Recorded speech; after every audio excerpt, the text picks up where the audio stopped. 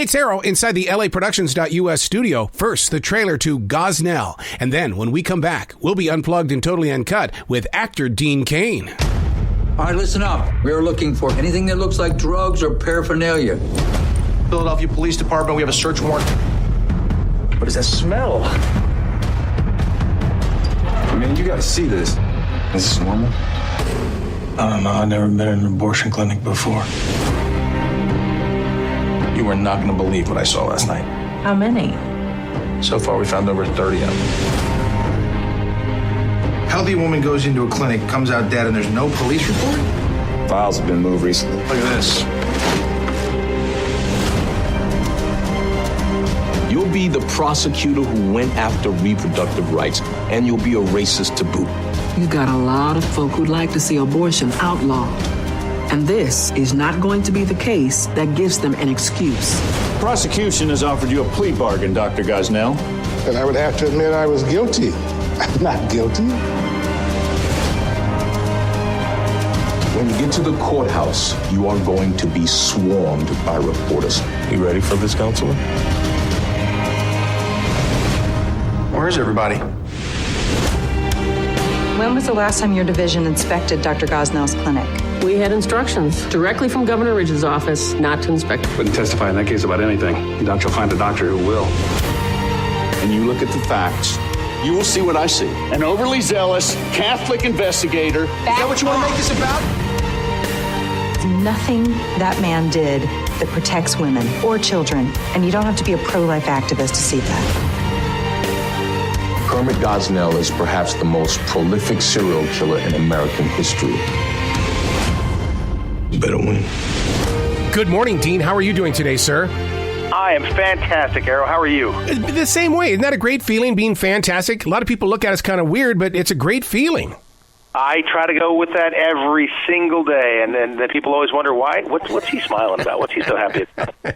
But I gotta change that smile for a moment, because this movie, Gosnell, the trial of America's biggest serial killer, this is a serious role for you, mister.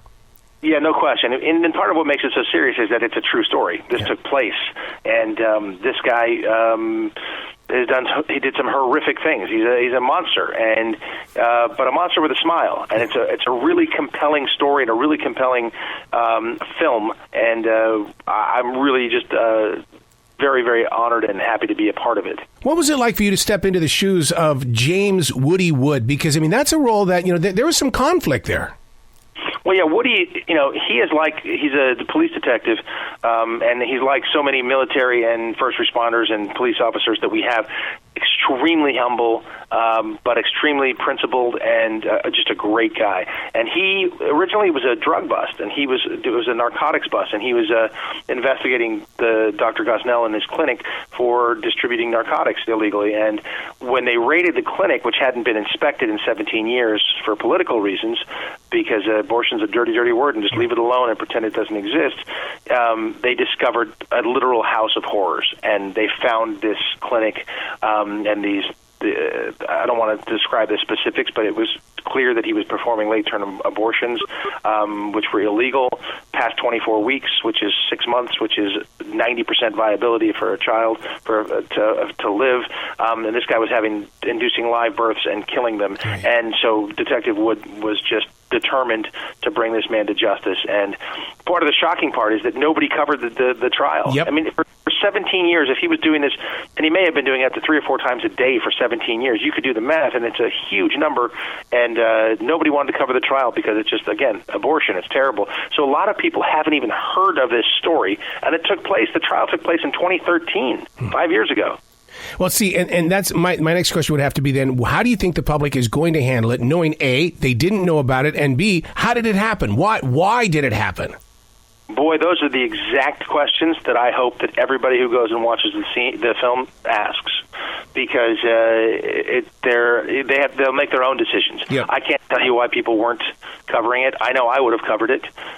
We would have talked about it, and how it could have happened is just, it boggles the mind. And we're hoping that will spark those questions and those conversations, and it will, if it's happening anywhere else here in the United States. We hope that it'll get discovered and shut down, because of what's going on what was happening there is just horrific. The children were victims. The women coming in were total victims, and this man was just doing awful things. Well, one of the most haunting scenes was when you guys first entered the courtroom and there was nobody in there, especially since it was set up. It's going to be crowded. It's going to be noisy. Be prepared. And all of a sudden it's like, for what? Be prepared for what? Nobody was there. We thought it was going to be a media circus. Yep. They expected it's going to be a madhouse, and nobody covered it because, again, why didn't they? That's the question. Is it because the abortion is a dirty word? I think that's the case.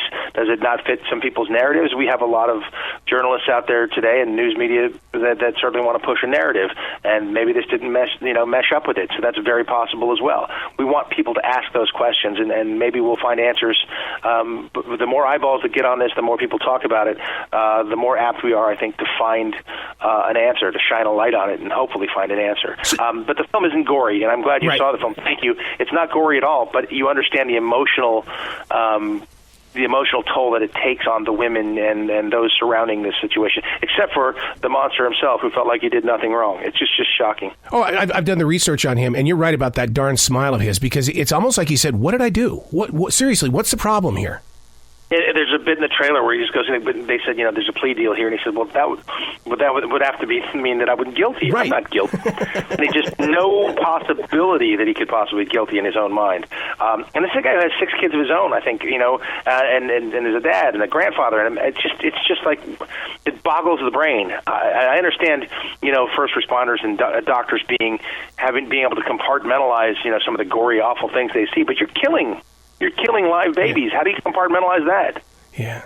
Well, it's a murder mystery that it kind of feels like it came out of a book. But to make it a real story, all of a sudden you have to look around your own neighborhood and say, what is going on with my own doctors? Boy, if that's, again, you're asking all the right questions that we hope everybody comes out and asks. And we don't take a position on the pro-life, pro-choice debate. We don't take a position at all. But those are the questions we hope people ask in their own minds and in their own cities and communities, because this could very well be happening in other places, because as it was, for political reasons, they were told not to inspect this man's clinic, and then things just got way out of control. And so hopefully that's not happening anywhere else. But if it is, get out there, ask the questions, take a look. You being a part of that police department up there in Idaho, does that not scare the bejeebies out of you, thinking that you could be walking into something? I've seen an awful lot of tough stuff in my day. So no, it doesn't scare me in that sense. I have such respect for our men and women in uniform and first responders and the stuff they have to see every day. And I certainly I've always been a fan of those types of folks and those people who are brave enough to be putting themselves out there and on the line. I'm aware of the things that I may see, and that's part of the job, and that's why I volunteered to do this, because these people are out there doing it every single day, and they have my tremendous and utmost respect. So yeah, I'm prepared, to see that stuff and try to compartmentalize it if it's horrible, but people need protection, and our men and women in blue, they do it every single day. So I'm happy to stand as another one in blue, and I'm shoulder to shoulder with them. I know my time is up, but I have to ask only because I love your faith-based movies. You got another one coming up real soon? I always do. I always do. It's like I'll have a faith-based movie and a Christmas movie every year. I just love them too. I think they're a lot of fun to make, and especially ones that don't sort of hammer you over the head with the faith. I enjoy that. I'm Christian. I raised my son Christian, and I think those are wonderful films to tell, and great morality and some stories in there, and some family stories, and feel good. And I like to be a part of that.